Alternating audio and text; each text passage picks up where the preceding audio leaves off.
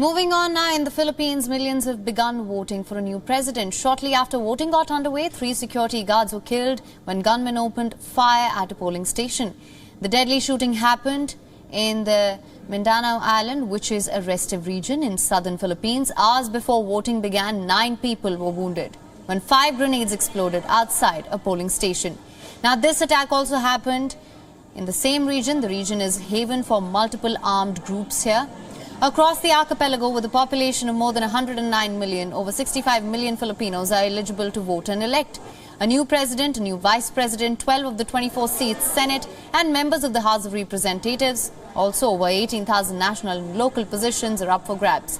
Filipino-strong primary schools are the polling stations to elect a new president. People wearing masks began forming long queues before dawn to cast their votes when polling stations opened. More than 60,000 security personnel deployed here to protect polling stations and election workers. There are 10 candidates running for the presidential election, including son of former Philippine President Ferdinand Marcos. And the incumbent Vice President Leni Robredo in the Philippines, the winner only has to get more votes than anyone else. Polls showed Marcos Jr. heading for a landslide. He had a double-digit lead over Robredo in the latest surveys, while Marcos Jr. had a 75% chance of winning. Analysts say the outcome is not guaranteed. If victorious, it will be the return of Marcos' family to power. 36 years after they were toppled in a popular uprising and the family chased into exile. The winner of the election will take office on the 30th of June for a single 6-year term. The new president stands to inherit problems, including a pandemic-battered economy, poverty, and the legacy of brutal anti-drugs crackdown. Na mamumuno ang pagkakaisa ng isang bayanang Pilipino. Ang ating pinag-usapan dito sa 6 na buwan na kampanya na sama-sama po tayong babangon. And for more on this, we're now being joined by Zaiza Suzara, who is the Executive Director, Institute for Leadership, Empowerment and Democracy. Thank you so much for joining us on this broadcast. We know that polling has been marred by violence. We've heard the reports. What can you tell us about the situation on ground and also the measures in place to tackle such violence? Yes, there have been reports of election-related violence in the south of the Philippines, but I believe this is an isolated incident here in the Philippines. Generally, although it is chaotic and the electoral process has been marred with a lot of technological glitches with respect to the voter counting machines, it's generally been only chaotic in that respect, not so much security related violence in other parts of the region, except for those initial reports coming from the south of the Philippines, where some gunmen opened fire on some voters and tried to derail the elections. But there are latest updates with regard to that event. The election body has said that elections are continued to be underway in that particular locality in the Philippines. All right. Now, we know that Marcos Jr. is the favorite as per surveys. What is your assessment so far? Yes. This elections is actually characterized by deep divisiveness in the Philippines because of the impending return to power of the Marcoses.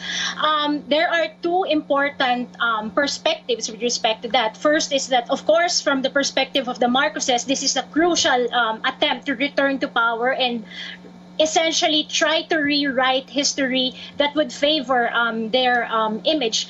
On the other hand, there are also those who are pro-democracy, good governance advocates who are basically supporters of his main opponent, Vice President Leni Robredo. And this comes at a time when people in the Philippines, ordinary citizens, are kind of exhausted with the kind of strongman and populist politics that has characterized the government of outgoing President Duterte.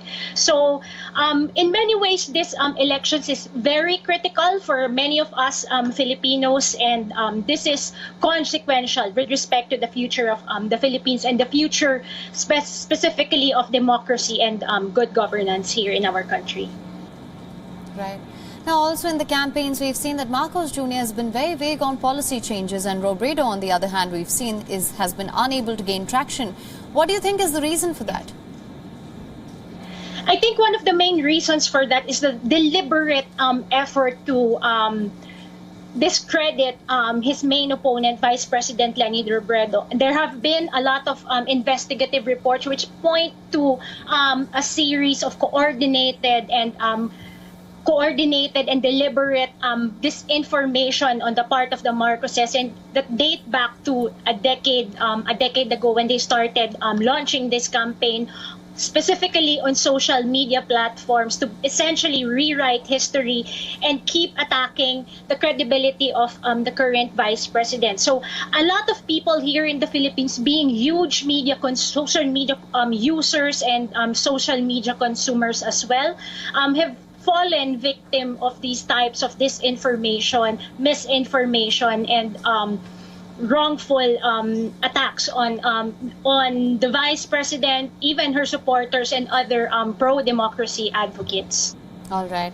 Mrs. Zara, thank you so much for joining us with your assessment.